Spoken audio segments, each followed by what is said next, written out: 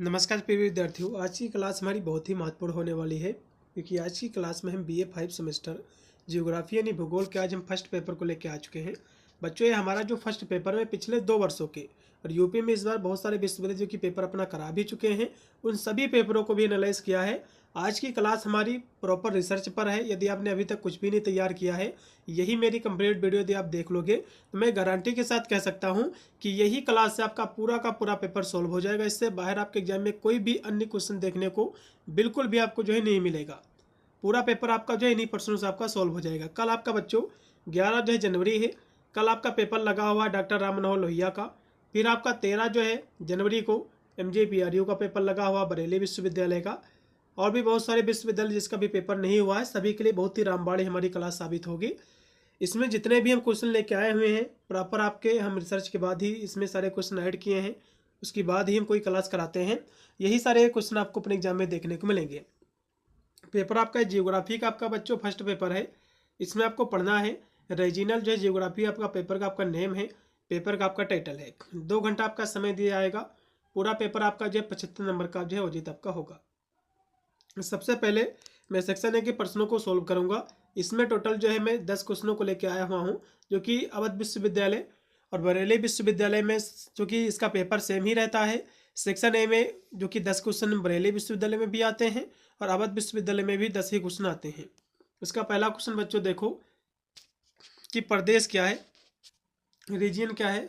आपके एग्जाम में क्वेश्चन बनेगा प्रदेश क्या है, इसकी विशेषता क्या है, प्रदेश के प्रकार क्या है, ये सब चीज़ें हम समझेंगे। उसके बाद है कि भौतिक प्रदेश क्या है, ये प्रदेश का ही प्रकार है। तो दोनों क्वेश्चन यहाँ सब समझेंगे। तो सबसे पहले बच्चों प्रदेश क्या है, इसका अर्थ क्या है, इसकी परिभाषा क्या है और इसकी विशेषता क्या है, यहाँ सब समझेंगे। तो प्रदेश का अर्थ क्या है, पृथ्वी तल का वह इकाई, पृथ्वी तल का वह इकाई क्षेत्र जो विशेष लक्षणों के कारण अपने समीपवर्ती अन्य इकाई क्षेत्रों से अलग समझा जाता है, वह जो है प्रदेश कहलाता है बच्चों। मतलब जो है वे क्या है, पृथ्वी तल का वह इकाई क्षेत्र जो अपने विशेष लक्षणों के कारण, अपने विशेष लक्षण के कारण अपने जो समीप जो अन्य जो इलाके और हैं उसे अलग समझा जाता है। जैसे कि हम फॉर एग्जाम्पल बात कर ले, जैसे कि अयोध्या श्री राम जन्म की भूमि है, क्योंकि अन्य जो कि पास में जो डिस्ट्रिक्ट है उससे जो कि भिन्न है, ठीक है, उससे कह सकते हो अलग समझा जाता है उसको। और भी बहुत सारे तीर्थ स्थल हैं और बहुत सारी इस तरह से आपके जो है प्रदेश भी हैं जिसको अन्य प्रदेशों की तुलना में अलग समझा जाता है, क्योंकि हर एक प्रदेश अपने में एक जो कि पहचान बनाए हुए है, ठीक है। जो कि जैसे कि उत्तराखंड है उसको जो है देवभूमि कहा जाता है और जो है मथुरा को श्री कृष्ण जन्मभूमि कहा जाता है। तो इस प्रकार जो है प्रत्येक जो है पृथ्वी तल का इकाई जो कि अपने विशेष लक्षणों के कारण जो है अपने समीपवर्ती जो क्षेत्र हैं उससे अलग समझा जाता है, वही उसका भैया प्रदेश कहलाता है। इतनी परिभाषा आपको लिखना है। अब यहाँ से इसकी परिभाषा लिखी हुई है, ये तो आपका इसका अर्थ हुआ। परिभाषा में आपको लिखना है कि प्रदेश की संकल्पना एक सक्रिय, परिवर्तनात्मक और गतिशील जो है अवधारणा है।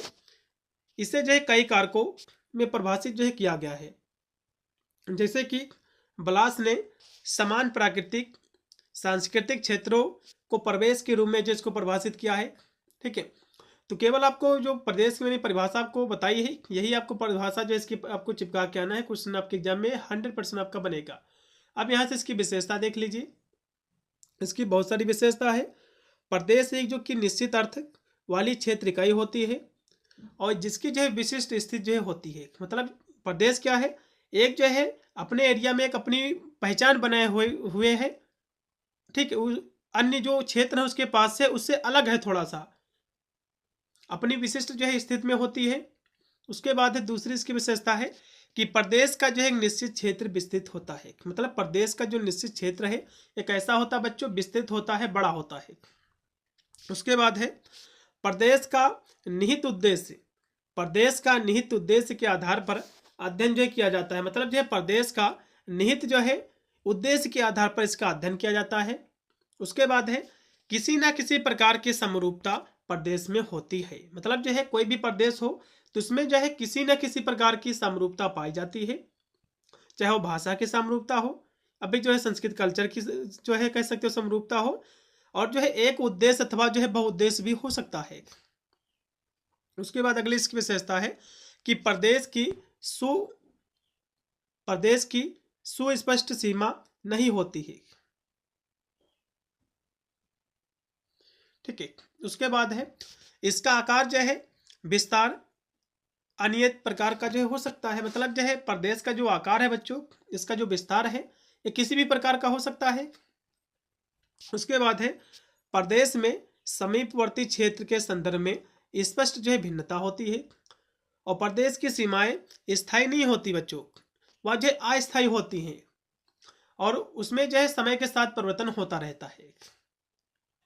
उसके बाद है कि प्रदेश का वह स्वरूप जो आंतरिक तत्व के निरंतर गतिशील एवं जो सक्रिय रहने से जो है विकसित होता है, ये भी इसका विशेषता है। उसके बाद है प्रदेश की व्याख्या तत्वों एवं सिद्धांतों के आधार पर जो होती है। मतलब जो प्रदेश की जो व्याख्या है बच्चों तत्वों एवं जो सिद्धांतों के आधार पर की जाती है।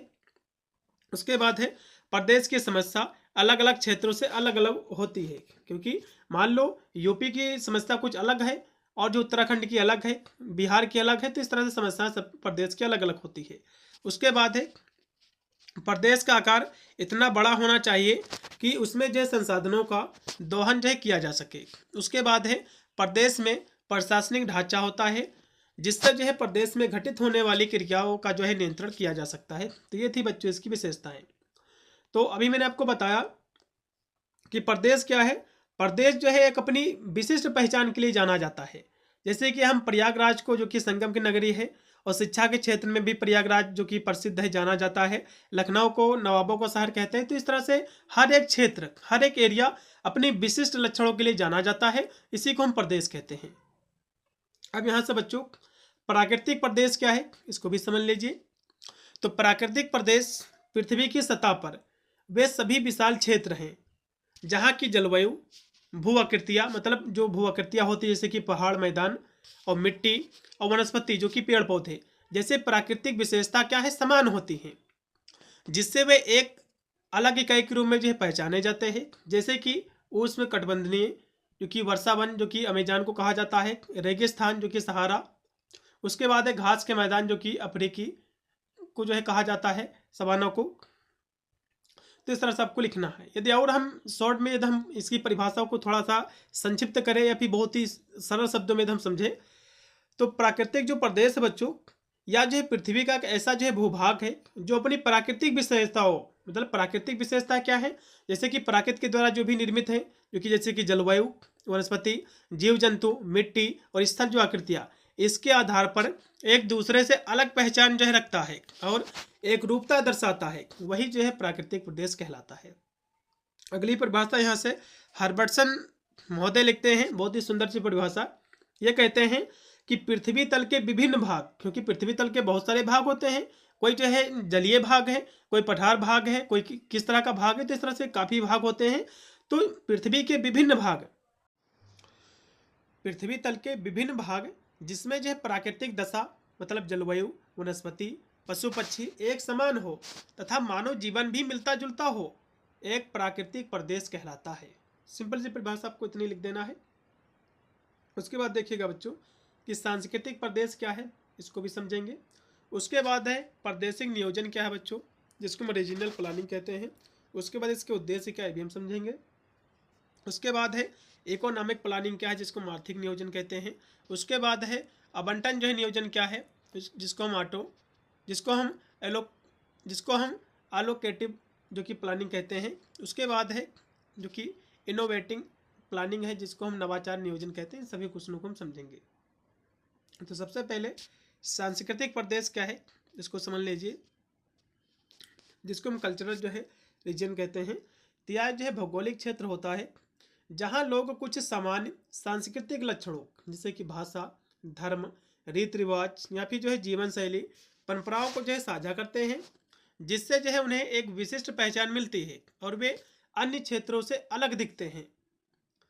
ठीक है, इसी को हम सांस्कृतिक प्रदेश कहते हैं, मतलब कल्चर के हिसाब से। जैसे कि अभी मैंने आपको बताया था, जैसे कि मथुरा में जो कि कृष्ण जन्मभूमि है, तो वहाँ पर जो कि होली का त्यौहार काफ़ी धूमधाम से मनाया जाता है अन्य क्षेत्रों की तुलना में। तो ये क्या है, सांस्कृतिक प्रदेश कहलाता है इस तरह से। या एक जो है देश जितना बड़ा, एक छोटा समुदाय जितना छोटा हो सकता है, इसको जो है इसमें दर्शाता है। और इसे जो है ये जो सांस्कृतिक जो प्रदेश है इसकी अवधारणा को सबसे पहली बार जो कि डिडक्शन एक विद्वान है इनके द्वारा जो है इस अवधारणा को सबसे पहली बार प्रस्तुत किया गया था। उसके बाद है यहाँ से यदि हम भारत में सांस्कृतिक यदि हम प्रदेश की बच्चों बात करें तो अभी मैंने आपको बताया था जैसे कि ब्रज प्रदेश, जैसे कि यहाँ की लोक संस्कृति भाषा ब्रज भाषा है और धार्मिक परंपराएं जैसे कि कृष्ण भक्ति एक विशिष्ट पहचान जो है बनाती है। उसके बाद है जैसे कि वाराणसी बच्चों जो कि काशी, ये जो है हिंदू धर्म का एक पवित्र जो है और महत्वपूर्ण जो कि सांस्कृतिक केंद्र है जो मंदिरों और घाटों के लिए प्रसिद्ध है। वाराणसी किस लिए भैया प्रसिद्ध है तो कहोगे जो है मंदिरों और घाटों के लिए जो प्रसिद्ध है। तो इस तरह से एक विशिष्ट पहचान बनाए हुए है अन्य जो है क्षेत्र की तुलना में। इसी को भैया हम जो कि कह सकते हो सांस्कृतिक हम प्रदेश कहते हैं बच्चों। अब यहाँ से प्रादेशिक बच्चों नियोजन क्या है इसको भी समझ लीजिए, आपके एग्जाम में जो है क्वेश्चन आपका बनेगा। प्रादेशिक नियोजन बच्चों जो है दृढ़ प्रादेशिक जो है उपागम के आधार पर पृथ्वी के किसी हिस्से के आर्थिक व सामाजिक विकास के लिए योजना बनाने का जो कार्य है उसी को हम प्रादेशिक नियोजन बच्चों कहते हैं। मतलब जो है जो सामाजिक विकास है इसके लिए योजना बनाना है पृथ्वी के किसी हिस्से पर भी, उसी को भैया हम प्रादेशिक नियोजन कहते हैं। इतनी सी परिभाषा आपको लिखना है। और भी यहाँ से लिखा हुआ है प्रादेशिक नियोजन के बारे में, यह जो है किसी विशेष भौगोलिक क्षेत्र के संतुलित और जो है सतत विकास के लिए संसाधनों के कुशल उपयोग रणनीतिक योजना बनाने की एक प्रक्रिया है बच्चों, जिसमें क्षेत्र की आर्थिक सामाजिक पर्यावरणीय विशेषताओं को ध्यान में रखा जाता है ताकि क्षेत्रीय जो असंतुलन है उसको दूर किया जा सके और सभी वर्गों को समान अवसर मिले, जैसे कि परिवहन आवास बुनियादी ढांचे को एकीकृत करना इसमें शामिल है। ठीक है। और भी यहाँ से मुख्य बिंदु के माध्यम से हम समझे इसका अर्थ फिर यहाँ से दिया हुआ इसके उद्देश्य भी एग्जाम में बनता है। तो फिर यहाँ से अगली परिभाषा देख लीजिए, किसी प्रांत या क्षेत्र के, मतलब कोई प्रांत हो सकता है फिर कोई क्षेत्र हो सकता है कोई एरिया हो सकता है, इसके जो सर्वांगीण विकास के लिए बनाई गई जो बच्चों योजना होती है, जैसे कि आप अपने गांव का विकास करना चाह रहे हैं तो आप अपने गांव का विकास करने के लिए जो आप योजना बनाते हैं, योजना बनाकर जब कोई कार्य करते हैं, ठीक है, तो उसी को भैया हम क्या कहते हैं, कह सकते हैं प्लानिंग कहते हैं। इसी को जो हम क्या कहते हैं, इसी को जो हम प्लानिंग कहा जाता है। ठीक है, चलिए इस तरह से आपको लिखना है। और भी यहाँ से इसके हम उद्देश्यों की बात करें तो इसमें जो है क्षेत्रीय असमानताओं को कम करना प्रादेशिक जो कि कह सकते हो नियोजन का उद्देश्य होता है, और सभी के लिए जो है मानव विकास के अवसर पैदा करना, ये भी इसका जो है उद्देश्य है। उसके बाद है पर्यावरण सामाजिक आर्थिक विकास के बीच में जो संतुलन है उसको बनाए रखना, ये भी इसका उद्देश्य है। संसाधनों का इष्टतम जो उपयोग सुनिश्चित करना, मतलब अच्छे से प्रयोग उसका करना, उपयोग करना। अगला भी क्वेश्चन इसमें है कि आर्थिक नियोजन क्या है। आर्थिक मतलब होता है जो रुपये पैसों से जो है संबंधित होता है, रुपये पैसे से संबंधित जो योजना है उसको जो है व्यवस्थित तरीके से यूज करना ताकि हम अधिक से अधिक जो है लाभ कमा सके। वही चीज इसमें लिखी हुई है कि आर्थिक नियोजन से तात्पर्य उस प्रक्रिया से है जिसमें सरकार या कोई जो है संगठन देश की अर्थव्यवस्था के विकास उसकी समृद्धि के लिए विभिन्न आर्थिक गतिविधियों और जो संसाधनों का संगठित और व्यवस्थित उपयोग करता है, और यह एक जो है समर्पित योजना होती है जिसमें जो है यह तय किया जाता है कि उत्पादन निवेश आय वितरण सामाजिक कल्याण जैसे महत्वपूर्ण क्षेत्र में संसाधनों का कैसे जो वितरण किया जाए। इस तरह से आपको लिखना है। और भी यहाँ से लिखा हुआ है सरल शब्दों में हम कहें तो आर्थिक नियोजन क्या है, एक मार्गदर्शन योजना है जिसका उद्देश्य जो है आर्थिक विकास को सुनिश्चित करना है और जो आर्थिक जो असमानता है उसको कम करना होता है। यह जो है योजना आमतौर पर विभिन्न अवधि के लिए बनाई जाती है। इसमें जो है सरकार की प्राथमिकताएं आर्थिक नीतियां लक्ष्यों का निर्धारण इसमें जो है होता है। ठीक है, चलिए अगला क्वेश्चन फिर देखो बच्चों जो कि दिया हुआ है, क्योंकि आलोकेटिव जो नियोजन है जो प्लानिंग है क्या है इसको समझ लीजिए। ठीक है, तो यह जो है इसका जो अर्थ होता है बच्चों की संसाधन, जैसे कि संसाधन आप क्या होते हैं जैसे कि धन श्रम कच्चा माल, उसको विभिन्न उपयोगों और क्षेत्रों के बीच आवंटित करना, मतलब आवंटित करने की प्रक्रिया एक है, बांटने की एक प्रक्रिया है ताकि अधिकतम लाभ और जो है दक्षता प्राप्त हो सके। यह जो है अक्सर यह क्या है अर्थव्यवस्था के लक्ष्यों को पूरा करने के लिए इसका उपयोग किया जाता है, जिसमें यह तय किया जाता है कि क्या कितना और कैसे उत्पादन किया जाए, और इसे जो है प्राप्त करने के लिए सांकेतिक नियोजन जैसी विधियों का प्रयोग इसमें जो है किया जाता है, जहां सरकार जो है दिशा निर्देश देती है, लेकिन सीधे जो है नियंत्रण में नहीं होती है, फिर कह सकते हो जो है सीधे नियंत्रण नहीं करती है। इसके हम महत्व की बात करें तो यह जो है यह सुनिश्चित करता है कि उपलब्ध जो संसाधन है इसका सर्वोत्तम उपयोग हो और जो गरीबी जो है उसको खत्म किया जा सके। ठीक है, और भी ऐसे संक्षेप में हम कहें कि अलोकेटिव जो नियोजन है ये संसाधनों को सही जगह पर सही मात्रा में आवंटित करने की एक रणनीतिक प्रक्रिया है जो सतत विकास आर्थिक लक्ष्यों की प्राप्ति में महत्वपूर्ण जो है होती है। उसके बाद है अगला इसमें क्वेश्चन है कि नवाचार नियोजन क्या है बच्चों, तो क्वेश्चन आपके एग्जाम में बनेगा। तो ये क्या है, एक व्यवस्थित प्रक्रिया है जिसमें किसी कंपनी या फिर कोई संगठन हो सकता है तो इसके लक्ष्य को प्राप्त करने के लिए नए विचारों, जैसे कि नया जो विचार बनाया जाता है विचार मंथन से लेकर के क्रियान्वयन तक, उसको सफलतापूर्वक, कोई मान लो विचार है नया, उसको सफलतापूर्वक लागू करने की जो रणनीति है और जो गतिविधियां है, गतिविधियों की जो योजना बनाई जाती है कि हम उसको कैसे लागू करें नए विचारों को सफलतापूर्वक, इसी को भैया हम नवाचार नियोजन कहते हैं। ठीक है, इसके माध्यम से हम जो है उत्पादन, सेवा, प्रक्रिया, व्यवसायिक मॉडल में सुधार करके मूल्य बनाया जा सके और बाजार में जो प्रतिस्पर्धा है, जो कह सकते हो कि जो कंपटीशन है, ये जो है बढ़त हासिल की जा सके इसकी। उसके बाद देखिएगा कि प्रखंडीय और प्रादेशिक नियोजन के बीच में बच्चों अंतर क्या है। उसके बाद है भूगोल में प्रदेश के परिसीमन करने का उद्देश्य क्या है। उसके बाद है भारत में बहुस्तरीय नियोजन प्रणाली में शामिल सरकार के स्तर को आपको बताना है। तो सबसे पहले प्रखंडीय नियोजन और जो है प्रादेशिक नियोजन के बीच में अंतर क्या है। तो भैया प्रखंडीय जो नियोजन होती है बच्चों, या किसी एक क्षेत्र से जैसे कि कृषि या फिर उद्योग इस पर केंद्रित होती है, जबकि प्रादेशिक बच्चों जो नियोजन होती है ये एक बड़े भौगोलिक क्षेत्र जैसे कि राज्य हो सकता है, जिला हो सकता है, ब्लॉक हो सकता है, तो इसके समग्र विकास पर यह ध्यान देता है, और जिसमें सभी सेक्टरों, जिसमें जो कि सामाजिक आर्थिक पहलुओं का एक साथ विचार किया जाता है। और मुख्यतः हम अंतरों की बात करें तो इसमें जो है जो इसका जो दायरा है, जो फोकस है, यही इसका अंतर है।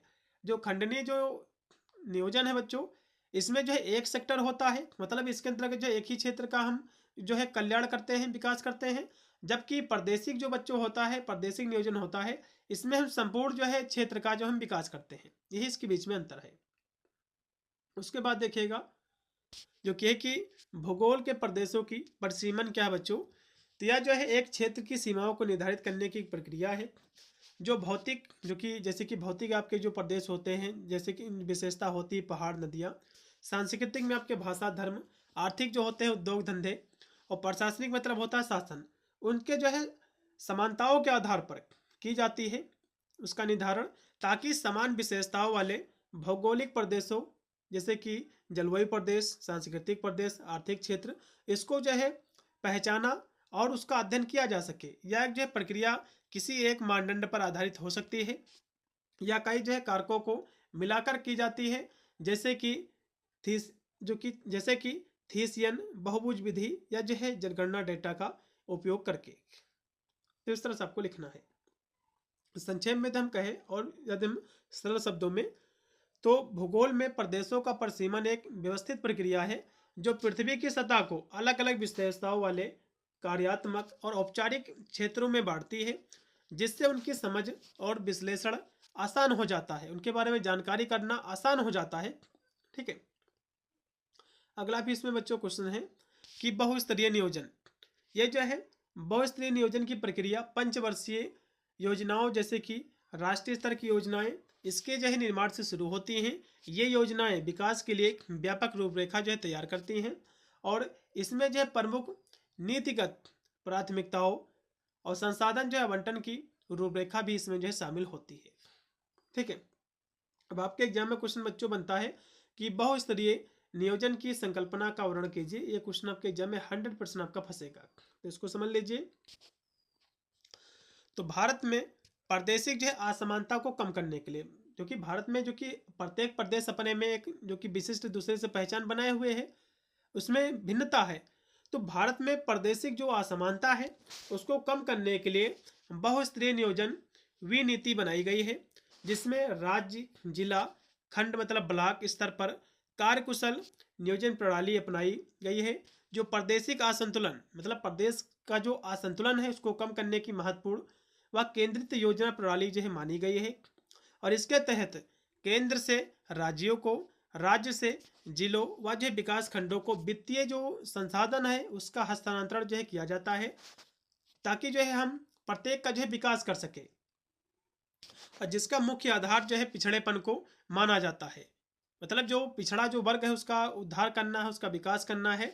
और किसी भी प्रदेश का क्षेत्रीय विकास के लिए अपनाया गया एक स्तरीय स्वरूप केवल एक ही क्षेत्र को विकसित करने में सामर्थ होता है। अतः समग्र विकास के लिए विभिन्न जो है शीर्षक गतिविधियां जैसे कि कृषि, औद्योगिक प्रक्रिया, यातायात के साधनों का विकास, सिंचाई के संसाधनों का विकास, शैक्षिक संस्थानों का विकास आदि को नियमित रूप से विकसित करना आवश्यक है। असमानताओं को कम करने के लिए अधिक लाभदायक ये सिद्ध होता है। ठीक है, हम इसके माध्यम से हम जितनी भी असमानताएं हैं उनको जो हम दूर कर सकते हैं इस योजना के तहत। अब यहाँ से सेक्शन आपका बी एफ स्टार्ट हो गया है। इसके हम प्रश्नों की बात करें, इसमें टोटल बच्चों जो है 8 आपके क्वेश्चन आएंगे, जिसमें से 5 से लेकर के केवल आपको 4 ही क्वेश्चन आपको करना पड़ेगा। ठीक है, पहला क्वेश्चन देखो, औपचारिक बच्चों जो है प्रदेश क्या है इसको हम समझेंगे। फॉर्मल जो है जो कि रीजन क्या है। उसके बाद है जो कि कार्यात्मक प्रदेश क्या है बच्चों, फंक्शनल जो है रीजन क्या है, मतलब जो है कार्यात्मक प्रदेश, इसको समझेंगे। उसके बाद है भारत में पंचवर्षीय योजना के प्रमुख उद्देश्य क्या है। उसके बाद है आर्थिक सूचकों पर संक्षिप्त आपको निबंध लिखना है, टिप्पणी लिखना है। आर्थिक सूचक क्या है और सामाजिक सूचक क्या है, दोनों के बारे में चर्चा करेंगे, इसके बीच में अंतर भी। उसके बाद है पंचवर्षीय योजनाएं, प्रादेशिक नियोजन पर एक आपको लघु आपको टिप्पणी आपको लिखना है। उसके बाद है भारत में प्रादेशिक नियोजन की आवश्यकता पर आपको जो कि लघु आपको निबंध आपको लिखना है। ठीक है, तो सबसे पहले यहाँ से समझिएगा कि औपचारिक जो है प्रदेश क्या होता है। तो संक्षेप में हम कहें, जब हम किसी ऐसे क्षेत्र की बात करते हैं जो किसी एक समान गुण के कारण अलग दिखता है अन्य क्षेत्रों से, जिसकी सीमाएं जो है तय होती हैं, उसको हम भैया औपचारिक प्रदेश कहते हैं। ठीक है, जैसे कि एक देश और एक जो है विशेष कृषि क्षेत्र। उसके बाद देखिएगा कि कार्यात्मक जो है प्रदेश क्या है बच्चों, इसको समझ लीजिए। कार्यात्मक प्रदेश को बच्चों हम नोडल प्रदेश भी जो है कहा जाता है। यह जो एक ऐसा क्षेत्र होता है जो किसी एक मुख्य केंद्र और उसके आसपास से जुड़े हुए इलाकों से जो है बनता है। मतलब जो है कार्यात्मक जो प्रदेश होता है बच्चों अपने कार्यों के लिए जाना जाता है। ठीक है, अपने कार्यों के लिए जाना जाता है। उसी का जो है आसपास जो इर्द गिर्द जो है कह सकते हो जुड़ा हुआ होता है अपने इलाके से। अभी हम ऐसे कह सकते हो कि ऐसा क्षेत्र होता है जो किसी एक मुख्य केंद्र और उसके आसपास से जुड़े हुए इलाकों से इसका निर्माण होता है कार्यात्मक प्रदेश की। जैसे कि मेट्रोपॉलिटन क्षेत्र, जैसे कि दिल्ली एनसीआर, दिल्ली एक जो कि मुख्य केंद्र है, नोएडा, गुरुग्राम, गाजियाबाद जैसे जो है इलाके जो होते हैं रोजगार और परिवहन के लिए दिल्ली से कार्यात्मक जो है रूप से जुड़े हुए। मतलब जब ऐसे कह सकते हो कार्यात्मक भैया प्रदेश का मतलब ये होता है जो अन्य जो कि रोजगारों के लिए जाने जाते हैं। जैसे कि आप जो है दिल्ली वगैरह या फिर आप जो है लखनऊ जाते हैं काम के लिए, तो मतलब जो है जो कि जैसे कि दिल्ली है तो उसमें जो है जो कि कार्यात्मक ये प्रदेश है, क्योंकि कार्यों के लिए जाना जाता है। बहुत सारी कंपनियां हैं, फैक्ट्रियां हैं, तो वहाँ पर बहुत सारे लोग काम के लिए जाते हैं। बिहार से हो गए, यूपी से हो गए, और पास में जितने जो एरिया है उसके बीच जो कि करीब से लगते हुए जो प्रदेश जो कह सकते हो डिस्ट्रिक्ट है, जो भी प्रदेश है, वहाँ के सभी लोग जाकर के वहाँ पर काम करते हैं। तो यही भैया होता है प्रक्रियात्मक जो है प्रदेश। ठीक है, दूसरा यदि हम एग्जाम्पल लें, जैसे कि पिज्ज़ा डिलीवरी रूट, जैसे कि एक पिज्ज़ा जो शॉप होता है, जो केंद्र होता है, वह पूरा जो इलाका जहाँ तक कि अपनी सेवा देता है वह क्या है कार्यात्मक जो है प्रदेश बनाता है। ठीक है, जहाँ जहाँ उसकी जो है सेवा जाती है, जहाँ जहाँ पर सामान पहुँचाता है, वो एक कार्यात्मक प्रदेश बनाता है। ठीक उसी प्रकार जैसे कि बैंक या जो है टीवी स्टेशन का नेटवर्क, जैसे कि एक बैंक की शाखा या जो है रेडियो स्टेशन का प्रसारण क्षेत्र, जहाँ तक कि उसके सिग्नल पहुँचते हैं वो क्या है कार्यात्मक भैया प्रदेश कहलाता है। ठीक है बच्चों।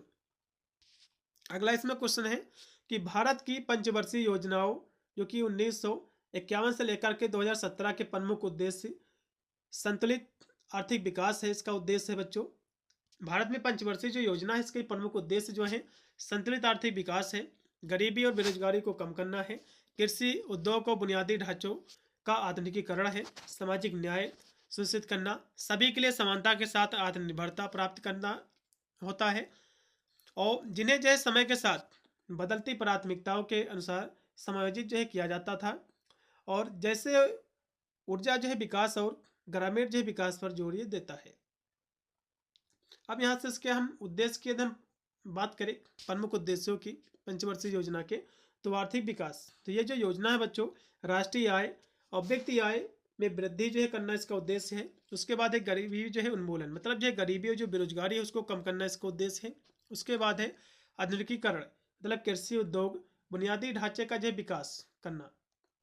अगला इसका उद्देश्य है आत्मनिर्भरता, तो खाद्य ऊर्जा क्षेत्रों में आत्मनिर्भरता जो है हासिल करना भी इसका उद्देश्य बच्चों। उसके बाद है सामाजिक न्याय, तो समाज के जो कमजोर वर्ग हैं इसके जीवन स्तर में सुधार करना और क्षेत्रीय जो असमानता है उसको कम करना, उसको दूर करना इसका उद्देश्य है। उसके बाद है रोजगार जो है सृजन, मतलब जो पर्याप्त जो रोजगार के अवसर जो हैं उसको पैदा करना, ताकि जो भी बेरोजगार है उसको अवसर जो है मिल सके, जो कि कह सकते हैं रोजगार करने का। उसके बाद है संसाधन जो है आवंटन, मतलब जो है संसाधनों का पारदर्शी न्याय संगत जो है वितरण जो है सुनिश्चित करना।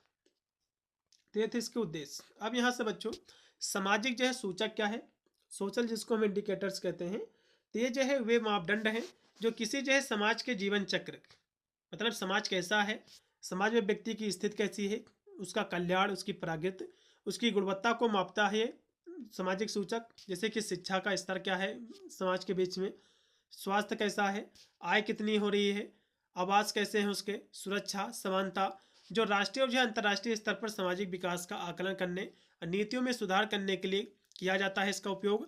और जिसमें जो है मानव विकास सूचकांक जिसको हम HDI कहते हैं, ह्यूमन डेवलपमेंट इंडेक्स, ये जो है सामाजिक प्रगति सूचकांक, ये जो है इसमें प्रमुख है। अब यहाँ से इसमें जो अगला इसमें क्वेश्चन था बच्चों कि आर्थिक सूचक, तो ये जो है वे आंकड़े होते हैं जो किसी देश की अर्थव्यवस्था के स्वास्थ्य और उसके प्रदर्शन को मापते हैं। जैसे कि जो GDP कितनी है, बेरोजगारी दर कितनी है बच्चों, मुद्रास्फीति कितनी है, औद्योगिक जो उत्पादन कितना हो रहा है, खुदरा जो बिक्री कहते हैं। जैसे कि हम ऐसे कह सकते हैं जैसे कि किसी कंपनी में कोई सामान बना तो उसका जो उत्पादन कितना हो रहा है, कितनी जो है मात्रा में माल सप्लाई हो रहा है, तो इन चीज़ों का जो है आंकड़ा होता है कितना हमको लाभ प्राप्त हो रहा है, तो इसी को हम आर्थिक जो सूचक कहते हैं बच्चों। ठीक है, यह जो है सूचक भविष्य के आर्थिक रुझानों का पूर्वानुमान लगाने, नीति निर्माताओं को सूचित निर्णय लेने, निवेशकों को बाजार की स्थिति जो समझने में जो है मदद करते हैं, जिससे यह पता चलता है कि अर्थव्यवस्था बढ़ रही है या फिर घट रही है। ठीक है, अगला फिर देखिएगा क्वेश्चन आपका कि जो है प्रादेशिक जो है असमानता क्या है बच्चों। प्रादेशिक असमानता मतलब प्रदेशों में जो असमानता पाई जाती है उसी को हम प्रादेशिक असमानता कहते हैं। इसका मतलब ये होता है बच्चों कि किसी देश के विभिन्न भौगोलिक क्षेत्र के बीच संसाधनों, अवसरों, आर्थिक विकास और जीवन स्तर में अंतर होना। जहाँ कुछ क्षेत्र बहुत विकसित होते हैं, मतलब ऐसे कह सकते हो जैसे कि कुछ क्षेत्र बहुत विकसित हैं, जैसे कि आप यूपी की बात कर लो तो शिक्षा के क्षेत्र में सबसे जो कि कह सकते हो शिक्षा के क्षेत्र में प्रयागराज को जाना जाता है यूपी में। ठीक है, तो इस तरह से प्रत्येक क्षेत्र या फिर कह सकते हो कुछ क्षेत्र दूसरों की तुलना में ज़्यादा उन्नति कर लिए हैं, तो इसी को हम प्रादेशिक असमानता कहते हैं। ठीक है, जैसे कि आप अपने गांव में एग्जांपल ले लो, जैसे कि कुछ लोग जो अमीर होंगे, कुछ लोग गरीब होंगे, तो ये जो असमानता है, ठीक उसी प्रकार से जब कोई एक पूरा कह सकते हो बड़ी संख्या में या फिर कोई जब प्रदेश दूसरे प्रदेश से जो है ज़्यादा होता है डेवलप या फिर कम डेवलप होता है, तो इन दोनों के बीच में क्या होता है, प्रादेशिक असमानता होती है। इसी को हम प्रादेशिक जो असमानता कहते हैं। ठीक है, जहाँ जो है कुछ क्षेत्र जो है विकसित होते हैं और कुछ जो है जो क्षेत्र होते हैं पिछड़े रह जाते हैं। उदाहरण के लिए जैसे कि भारत में महाराष्ट्र और जो गुजरात है भैया, ये जैसे जो राज्य हैं अच्छी तरह से आर्थिक स्थिति बुनियादी ढांचे के साथ जो है विकसित हैं, जबकि झारखंड, बिहार जैसे जो राज्य हैं ये औद्योगिक विकास और शिक्षा के मामले में पीछे हैं और इस जो है असमानता को दर्शाते हैं। इसी को हम प्रादेशिक असमानता कहते हैं। ठीक है, चलेगा अगला देखो फिर अब यहाँ से समरूप जो है प्रदेश क्या है, अभी मैंने आपको जो कि कह सकते हो असमानता, जो कि प्रादेशिक असमानता मैंने आपको बताई, मतलब प्रदेशों में जो असमानता है। अब यहाँ से समरूप जो प्रदेश होते हैं बच्चों, कि सभी में जो है समान है, जैसे कि समान डेवलपमेंट होना, जैसे कि गांव में जो है सभी लोग डेवलप हों, और समाज जो कि जो प्रदेश है करीब करीब सभी जो है डेवलप हों, उसको हम समरूप जो है प्रदेश कहते हैं। या जो एक ऐसा भौगोलिक क्षेत्र होता है जिसे एक या जो है एक से अधिक सामान्य विशेषताओं, जैसे कि समान जलवायु, भाषा, संस्कृति, आर्थिक गतिविधियों के आधार पर परिभाषित किया जाता है, जिससे पूरे क्षेत्र में एक रूपता आती है। और इन जो है प्रदेशों की जो सीमाएं होती बच्चों स्पष्ट होती है। एकदम संक्षेप में कहें तो समरूप प्रदेश जो होते हैं भैया, समरूप जो है प्रदेश भूगोल के भी भूगोल में उन क्षेत्रों को कहते हैं जो किसी एक विशेष गुण के समान होते हैं, और इसी समानता के कारण उन्हें एक इकाई के रूप में जो है पहचाना जाता है। इसी को हम समरूप प्रदेश कहते हैं। ठीक है, अगला क्वेश्चन फिर देखिएगा कि जनतांत्रिक जो है नियोजन क्या है बच्चों, जिसको हम क्रेटिक जो है प्लानिंग कहते हैं। इसका मतलब होता है कि एक ऐसी योजना बनाना जिसमें जनता की भागीदारी हो, जो जनता की जरूरतों इच्छाओं के अनुसार हो, जहां सरकार मतलब जनतंत्र योजना बनाती है, निर्णय लेने की प्रक्रिया में नागरिक को शामिल करती है, ताकि जो योजनाएं हैं पारदर्शी रहें, जवाबदेही रहे और सबके लिए जो है न्यायपूर्ण हो। जैसे कि भारत में स्थानीय निकायों को अधिकार देना, क्योंकि लोकतांत्रिक जो है विकेंद्रीकरण है। संक्षेप में हम कहें तो जनतांत्रिक नियोजन एक ऐसी प्रक्रिया है जहां जनता के लिए जनता के द्वारा बनाई गई जो योजनाएं होती हैं, जो शासन को अधिक प्रभावी समावेशित जो है बनाती है। तो इस तरह से आपको लिखना है। उसके बाद यहाँ से सेक्शन आपका जो है सी आ गया है। इसमें टोटल आपके जो है 4 क्वेश्चन आएंगे, जो कि 2 ही क्वेश्चन आपको करना पड़ेगा। यहाँ से हम चारों क्वेश्चन कराए दे रहे हैं। पहला क्वेश्चन है प्रादेशिक नियोजन में दक्षता समानता के लक्ष्यों को परिभाषित करना है, और ये उद्देश्य जो कभी कभी एक दूसरे को कैसे जो टकराते हैं एक दूसरे से, ये भी आपको बताना है। तो प्रादेशिक भैया नियोजन मैंने आपको बीच में करा दी थी। अगला इसमें क्वेश्चन के सतत विकास क्या बच्चों, इसको समझेंगे। उसके बाद है जो कि पैरोक्स के द्वारा जो मॉडल दिया गया है, ध्रुव मॉडल। ठीक है, विकास का जो ध्रुव मॉडल दिया गया है इसको हम समझेंगे। उसके बाद है जो कि गुन्नर मिडल के जो सिद्धांत है, इसको भी यहाँ से समझेंगे। सबसे पहले बच्चों सतत विकास का इसको समझ लीजिए, जिसको हम इंग्लिश में सस्टेनेबल डेवलपमेंट कहते हैं। इसका मतलब यह होता है कि सतत विकास क्या होता है बच्चों, कि जो वर्तमान की ज़रूरतों को पूरा करे। मतलब जो है वर्तमान की जो हमारी ज़रूरतें हैं, जो हमको खाने पीने की जो ज़रूरतें हैं, हमारे जो संसाधन की आवश्यकता है, उनको हम पूरा करें, लेकिन भविष्य की पीढ़ियों की भी अपनी ज़रूरतें पूरा करने की क्षमताओं से समझौता ना करें। मतलब जो है अपनी वर्तमान की ज़रूरतों को पूरा करना, और भविष्य की जो हमारी पीढ़ियां हैं, जो हमारे बाल बच्चे हैं, उनके लिए भी जो है सारी ज़रूरतें पूरी हो सके।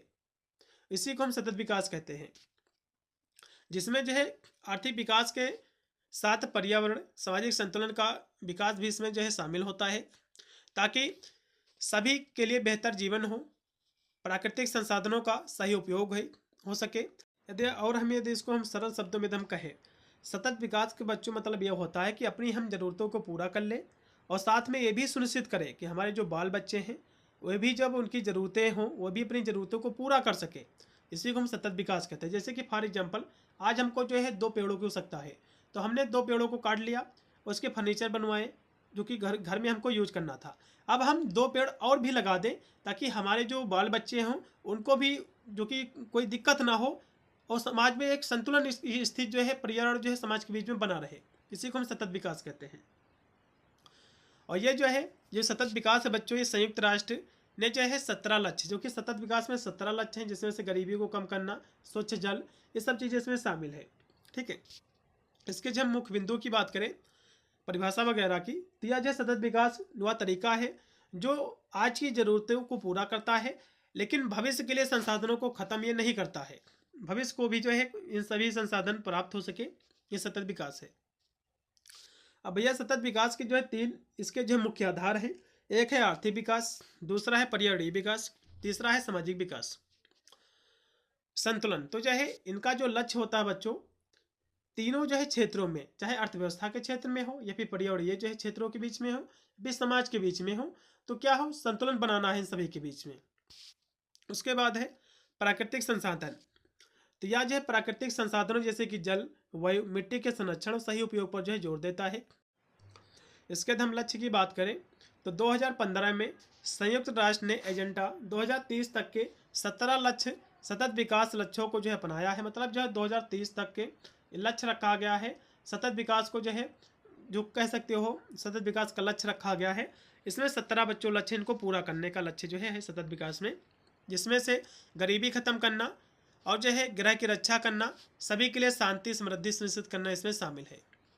संक्षेप में हम कहें तो सतत विकास एक ऐसा रास्ता है जो हमें आज के जीवन को बेहतर बनाने के साथ साथ आने वाली जो पीढ़ियां हैं उसके लिए एक स्वस्थ और समृद्ध पृथ्वी छोड़ने में मदद करता है। इसी को हम सतत विकास कहते हैं। अगला भी बच्चों इसमें जो क्वेश्चन है कि विकास ध्रुव मॉडल जो कि पैरोक्स के द्वारा दिया गया था बच्चों 1955 में। पैरोक्स ने जो इस मॉडल को 1955 में जो प्रस्तुत किया, एक ये सिद्धांत है जो बताता है कि जो आर्थिक विकास है पूरे क्षेत्र में समान रूप से नहीं होता है, बल्कि विकास जो है ध्रुव पर केंद्रित होता है, जो फिर प्रत्यक्ष और अप्रत्यक्ष प्रभाव से आसपास के क्षेत्रों में विकास फैलाते हैं, जिससे क्षेत्रीय जो है असमानता पैदा हो सकती है। लेकिन बाद में ट्रिकल डाउन प्रभाव से विकास होता है।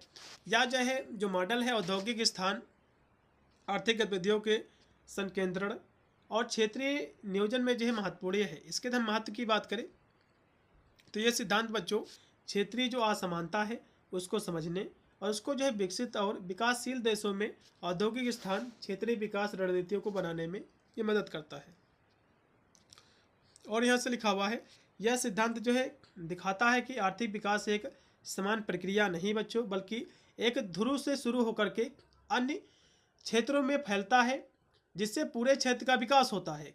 हालांकि इसमें चुनौतियां भी जो है आती हैं, जैसे कि कोई कंपनी बच्चों लगती है जिस स्थान पर कोई जो है उद्योग वगैरह, तो वहाँ पर तो उसका विकास होता ही, साथ में जो उसके क्षेत्र हैं वहाँ के लोग भी काम करने जाएंगे तो उनका भी भैया विकास होगा। ठीक है, तो यही मॉडल हमको बताता है। अगला इसमें जो क्वेश्चन था बच्चों कि गुंडर मिडल का जो विकास का जो मॉडल है बच्चों इसको समझो, जिसे जो है हम संचयी कारक का सिद्धांत भी जो कहा जाता है। यह सिद्धांत बताता है कि आर्थिक विकास एक असंतुलित प्रक्रिया है। पैरोक्स का भी मॉडल यही बताता है, इनका भी मॉडल यही बताता है कि जो विकास होता है एक असंतुलित प्रक्रिया है, जो अक्सर अमीर क्षेत्रों को, मतलब जो ये मॉडल हमको बताता है अमीर जो क्षेत्र होते हैं बच्चों और अमीर होते हैं और गरीब क्षेत्रों को और गरीब बनाती है। लेकिन इसे हम प्रसार और जो है बैकवाश प्रभाव के माध्यम से ठीक किया जा सकता है। उनका मानना था कि विकास केवल जो है आर्थिक नहीं बल्कि सामाजिक, राजनीतिक और जो है गैर आर्थिक कारकों जैसे कि शिक्षा, स्वास्थ्य, भ्रष्टाचार उन्मूलन, इस पर जो है ध्यान देना चाहिए, और जिससे एक जो है संतुलित और अधिक सामंतवादी समाज का निर्माण जो है हो सके। और यहाँ से संक्षेप में हम कहें तो जो गुंडर मिडल का जो सिद्धांत बच्चों ये बताता है कि आर्थिक विकास की प्रक्रिया में असंतुलन स्वाभाविक है और बाजार की जो है ताकतें अक्सर जो है असमानताओं को बढ़ाती हैं, जिससे अमीर व्यक्ति जो है और गरीब जो व्यक्ति है इसके बीच में जो है खाई जो है चौड़ी होती है, क्योंकि अमीर व्यक्ति जो है और भी गरीब, जो कि अमीर व्यक्ति और अमीर बन जाता है, गरीब व्यक्ति का विकास जो होता है और गरीब बनता जाता है। ठीक है, जिससे जो है अमीर और गरीब के बीच में खाई जो है चौड़ी होती है, एक दीवार बन जाती है, और इस विचलन को दूर करने के लिए सक्रिय नीतिगत हस्तक्षेप जो है आवश्यक है, उसकी आवश्यकता है इस बीच की जो खाई है उसको बांटने के लिए। तो इस तरह से इस मॉडल को आपको लिखना है। इतनी ही आज की हमारी क्लास थी जो कि मैंने आपको करा दी है। आशा करता हूँ क्लास आपको अच्छी लगी होगी। पेपर आपको देख के आना है, तो कितने % आपके फंसे हैं एक बार कमेंट के माध्यम से जरूर आपको बताना है। वीडियो को शेयर कर देना दोस्तों, बाद से सभी विद्यार्थी सभी प्रश्नों को देख ले, जो कि यही प्रश्न आपके छपने वाले हैं कल के एग्जाम में। मिलता हूँ वीडियो के लिए, तब तक सभी को thank you for watching this video.